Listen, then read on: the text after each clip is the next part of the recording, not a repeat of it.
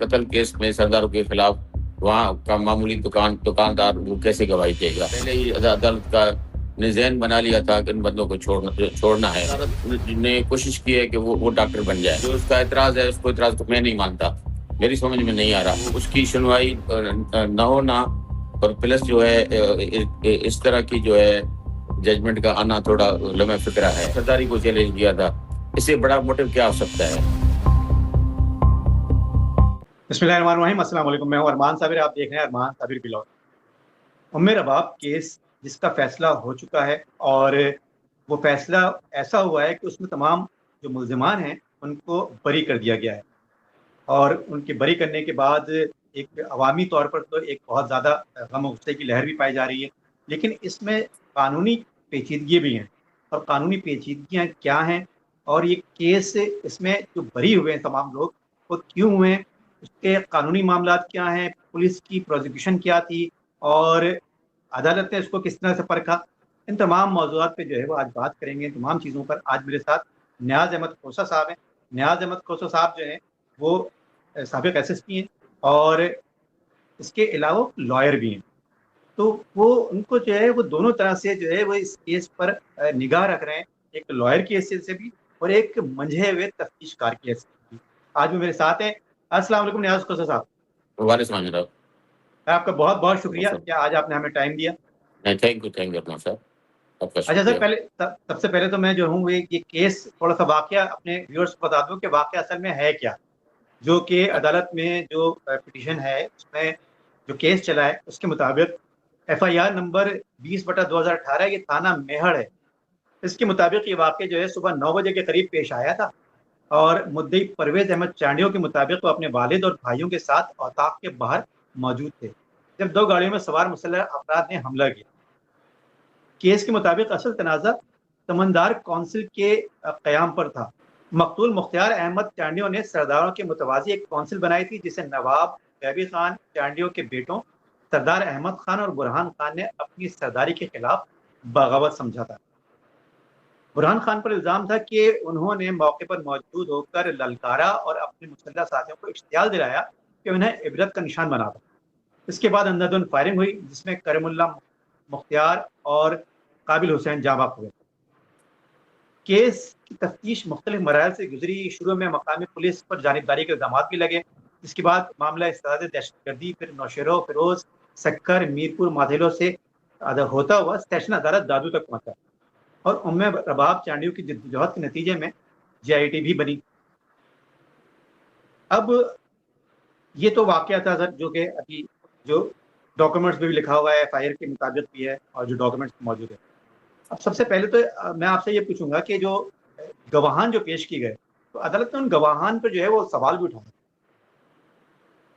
وہاں پر جہاں واقعہ ہوا یہ وہاں پر کافی دکانیں بھی تھیں، تو کیا یہ جو گواہان ہیں یہ پولیس کو ملتے نہیں ہیں یا گواہان کے لیے پولیس کو مشکل ہوتی ہے؟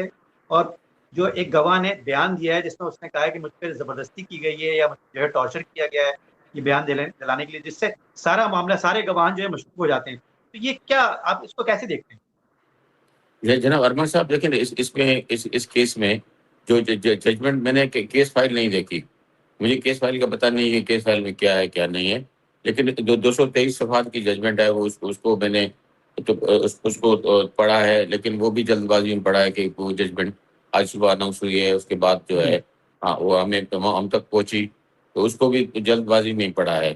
لیکن اب جتنا پڑھا ہے جو میں نے سمجھا ہے اس کے مطابق جو اس میں نیچرل وٹنس ہیں، جو اس کے رشتے دار ہیں، وہ تو اس میں وٹنس بھی ہیں، ان کو ایگزامین بھی کیا گیا ہے.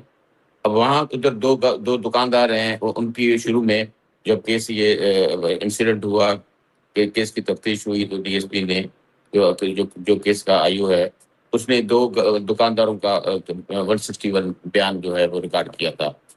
ریکارڈ کرنے کے بعد اب یہ جیسے ہمارے پاس سرداری سسٹم ہے، اب قتل کیس ہے، قتل کیس میں سرداروں کے خلاف وہاں کا معمولی دکاندار وہ کیسے گواہی دے گا؟ یہ تو مقصد کہ آدمی یہ سوچ ہی نہیں سکتا. سب سے بڑا مسئلہ یہی ہے. ہاں وہ دے ہی نہیں سکتا. اگر وہ دے گا تو جو جن لوگوں نے سرداری سسٹم کو چیلنج کیا، پیرالل سردار بنانے کی کوشش کی، اب وہ ان کی ڈومین کو چیلنج کیا، ان لوگوں کو تو انہوں نے دن دہاڑے قتل کر دیا. وہ ان کے اپنے قوم کے لوگ تھے، وہ ان کے سرداروں کے رشتے دار بھی تھے. اب وہ دکاندار جو ہیں وہ دوسری قوم کے لوگ ہیں، وہ کیسے ایک سردار کے خلاف گواہی دیں گے؟ تو وہ اب یہ ہمارا المیہ یہ ہے کہ اس میں ججمنٹ میں جج صاحب نے جو ہے وہ جو دو گواہ نہیں آئے ان کو امپورٹنس دی ہے کہ بھائی یہ کیوں نہیں آئے، ان کی گواہی کیوں نہیں ہے. اور جو آئے ہیں ان کے لیے سوالات اٹھائے ہیں کہ وہ ان پہ فائرنگ ہوئی، تو فائرنگ ہونے کے بعد ان لوگوں نے وہ جو مقتولین تھے ان کو بچایا کیوں نہیں، اور وہ لوگ ان کو فائر کیوں نہیں لگے جو گواہ ہیں وہ زخمی کیوں نہیں ہوئے. اب اب وہ یہ بھی لکھا ہے کہ وہ خاموش ہو گئے، انہوں نے شور بھی نہیں مچایا. بھائی وہ اگر شور مچاتے بھی صحیح، دن دہاڑا ہے، صبح 9 بجے ہیں، دکانیں کھلی ہیں، مین روڈ ہے، اگر وہ شور مچاتے بھی صحیح تو اس کا شور کا کیا بنتا. اب یہ جہاں تک میں نے ججمنٹ کو دیکھا ہے مجھے تو یہ ٹوٹلی یہی سمجھ آ رہا ہے کہ ججمنٹ پہلے ہی عدالت کا نے ذہن بنا لیا تھا کہ ان بندوں کو چھوڑنا ہے. یہ بتائیے گا کہ عدالت نے جو ہے نا ایک اور پوائنٹ کیا ہے کہ جو فورنزک ایویڈنس ہے اور جو بیانات ہیں گواہوں کے، اور وہ بھی آپس میں میل نہیں کھا رہے. تو کیا میڈیکل بورڈ اور پوسٹ مارٹم رپورٹس وغیرہ؟ نہیں دیکھیں ارمان صاحب، میں نے اس پوائنٹ کو اچھی طرح پڑھا ہے. جی اب اس میں جو عدالت ہے، عدالت نے کوشش کی ہے کہ وہ ڈاکٹر بن جائے. اب جو ڈاکٹر انالیسس اس نے انالائز کیا ہے، اب انہوں نے یہ لکھا ہے کہ جیسا کہ وہ جو مقتولین ہے، ایک مقتول ہے اس کے جو گولی اس کے آر پار نہیں ہوئی ہے، مقصد اس کی انٹری جو ہے ایگزٹ نہیں ہے، اٹ مینس فائر دور سے لگا ہے. اب یہ کوئی وجہ نہیں ہوتی، کیونکہ فائر کا ایگزٹ ہونا وہ ایک ویپن ہے، اس کے ویپن کے جو بیرل ہوتی ہے اس کے سائز پہ انحصار کرتا ہے، وہ فائر کس جگہ لگا ہے اس پہ انحصار کرتا ہے. کیونکہ ایسی جگہوں پہ بالکل اگر جہاں پیچھے ہڈی ہے یا ایسی کوئی چیز ہے جہاں ایگزٹ کا راستہ بلاک ہے تو وہاں سے گولی کیسے ایگزٹ ہوگی. اگر ایک ایسا ویپن ہے جس کی بیرل چھوٹی ہے اور وہ دور تک اس کو وہ مار نہیں کر سکتا تو وہ اس کی گولی بھی ایگزٹ نہیں کرے گی. اب یہ چیزیں جو ہیں یہ جج کے اس میں پوائنٹ آؤٹ کرنے کی نہیں ہے کہ جیسے کہ ایگزٹ نہیں ہوا تو اٹ مینس جو ہے تو وہ قتل ہی نہیں ہوا. بھائی ایگزٹ ہوا نہیں ہوا، بندہ تو مر گیا نا. جو اس کا اعتراض ہے اس کو اعتراض تو میں نہیں مانتا، میری سمجھ میں نہیں آ رہا کہ ان کا اعتراض وہ جائز نہیں ہے. صحیح. اور سی ڈی آر کا جو معاملہ ہے وہ بھی جو ہے وہ اب لوکیشن. سی ڈی آر جو ہے دیکھیں نا، اس میں جو موسٹ امپارٹنٹ چیز ہے، اب سی ڈی آر ایک تو سی ڈی آر جو ہے بران چانڈے کی سی ڈی آر کو وہ عدالت نے مان لیا کہ ٹھیک ہے ہم اس سی ڈی آر کے بیس پہ آئیو نے چھوڑا ہے، اس کو ہم بھی چھوڑتے ہیں. ٹھیک ہے، نمبر 1. نمبر 2 یہ ہو گیا کہ جو ملزم ایک ملزم اس میں ہے وہ وہی موقع پہ مارا گیا ہے. اب موقع پہ مارا گیا ہے، اس کا موبائل فون ہے، اس کا سی ڈی آر ہے، وہ بھی کیس فائل میں لگا ہوا ہے. دوسرے جو ملزمان جو گرفتار ہوئے ہیں ان کے سی ڈی آر یا جو گرفتار نہیں ہوئے ضمانت پہ ہیں ان کے سی ڈی آر بھی کیس فائل میں لگے ہوئے ہیں. اب ایک ملزم ہے اس کا نام ہے غلام قادر. غلام قادر کے لیے ججمنٹ میں لکھا ہوا ہے کہ وہ جب انسیڈنٹ ہوا تھا 9:01 پہ، تو وہ 9:01 پہ 2 کالیں آئی تھی. وہ غلام قادر ان 2 کالوں پہ مقصد بات کرنے میں مصروف تھا. اب عدالت نے یہ ججمنٹ میں لکھا ہے کہ بھائی جیسے کہ وہ 2 کالوں میں بات کرنے میں مصروف تھا تو اس نے فائرنگ کیسے کی. تو اب یہ اس میں وہ صرف ان 2 کالوں کا ذکر کیا گیا ہے جہاں اس کو چھوڑنے فائدہ دینے کی کوشش بات ہے. بھائی وہ 2 کالیں کس کی تھی، یا اس کے بعد یا اس سے پہلے وہ کس سے رابطے میں تھا. وہ ججمنٹ میں کوئی تذکرہ نہیں ہے، ان کالوں کو نہیں اٹھایا گیا. اب اس میں سے بہت سی ایسی چیزیں ہیں جو ہے جن کو بالکل ہی نظر انداز کیا گیا ہے ججمنٹ میں. ان کو دیکھا ہی نہیں گیا. بھائی ایک ملزمان ہیں، ایک ساتھ آئے ہیں تو ان کی لوکیشن آپس میں ملتی ہوگی نا. سر یہ بتائیں کہ اگر آپ اس کیس کے تفتیش کار ہوتے تو آپ اس کو مطلب پہلی 3 چیزیں جن کو آپ بہت امپورٹنٹ سمجھتے وہ کیا ہوتی؟ انور صاحب دیکھیں، تفتیش کے متعلق جو ہے ججمنٹ میں ایسی کوئی بھی چیز نہیں لکھی ہے. انہوں نے جج صاحب نے نہیں کہا کہ تفتیش میں یہ سکم تھا یا تفتیش میں یہ کمی. تفتیش میں یہ کمی یہ ہے کہ جو ویپن ہے وہ ویپن سے ریکور نہیں ہوئے ملزمان سے. اب وہ پولیس کی کوتاہی بالکل اس میں ہے کہ انہوں نے ویپن نہیں کی، ریکور نہیں کیے ویپن. اس کا تو بالکل جواب یہی ہے کہ بھائی ایک بندہ جو سردار ہیں، جن کا حکومتی پارٹی سے تعلق بھی ہے، اور پولیس پہ ان کا دباؤ بھی لازمی ہوگا، تو ویپن ان لوگوں نے نہیں دیے، یا پولیس نے بھی کوئی کوشش نہیں کی کہ ویپن ان سے جو ہے ریکور کر کے ان کا فورنسک کرا کے ان کو آگے کرتے گئی. صحیح صحیح. اچھا، اس میں ام رباب کی جو جدوجہد ہے وہ کافی ہائی لائٹ بھی ہوئی ہے، اور ان کی وجہ سے یہ کیس جو ہے وہ سامنے بھی آیا ہے، پبلک میں بھی آیا ہے. تو سندھ میں جو ہے، سندھ ہمارا، وہاں پر ایک ایسا معاشرہ ہے جہاں پر خواتین عام طور پہ سامنے آتی نہیں.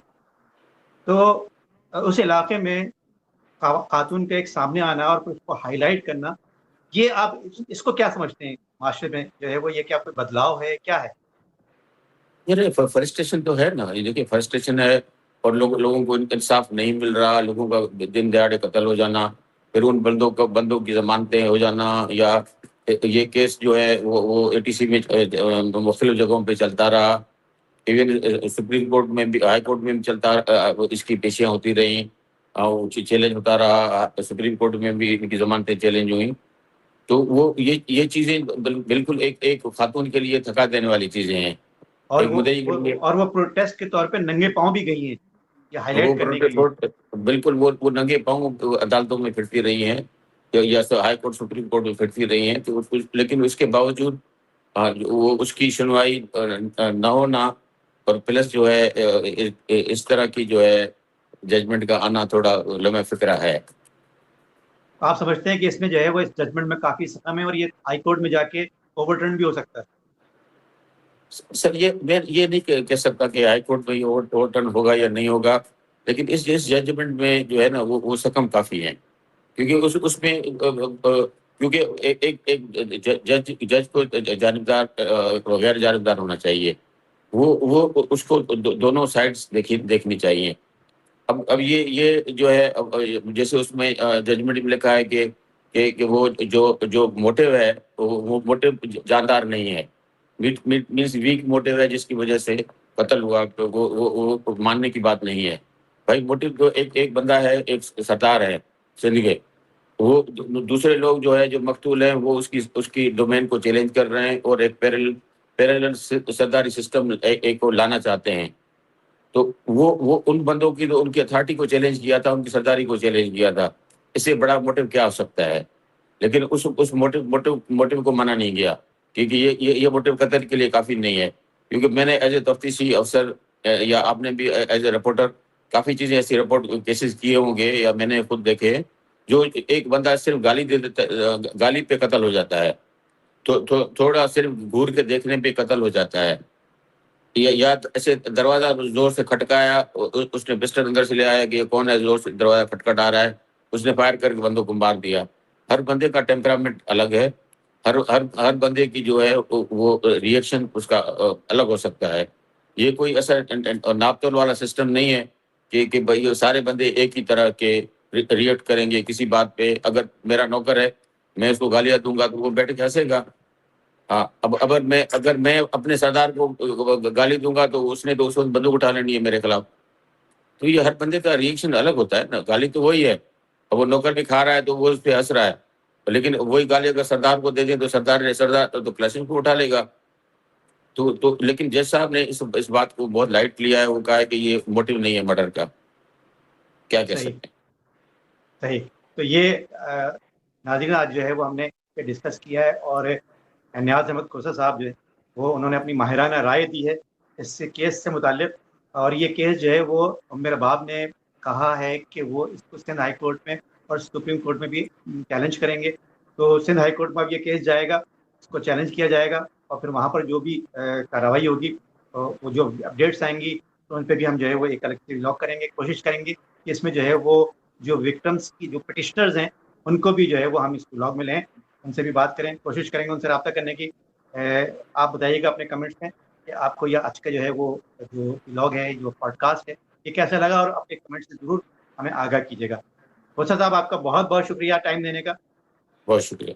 آپ سب کا بھی، آپ ناظرین آپ سب کا بھی بہت بہت شکریہ. ایک نئی ویڈیو کے ساتھ دوبارہ حاضر ہوں گے. بہت شکریہ. خدا حافظ. اللہ حافظ.